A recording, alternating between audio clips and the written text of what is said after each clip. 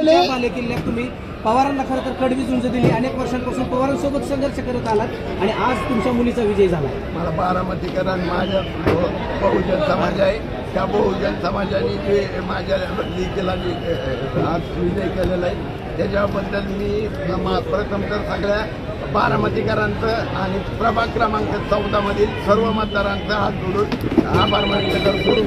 हा संघर्ष जो संघर्ष आहे हा महात्मा ज्योतिबा फुलेंपासून सुरू झालेला आहे. तेव्हा शाहू महाराज, बाबासाहेब, कांशीराम साहेब यांची आणि माझ्या लेकीला जे आहे ही बहुजन समाज पार्टीचे राष्ट्रीय कोऑर्डिनेटर आकाश आनंद साहेब यांनी दिल्लीवरून बारामतीला पाठवली होती. आकाश आनंदची टीम बनायला देशात सुरुवात झालेली आहे आणि हा विजय बहुजन समाजाचा आहे.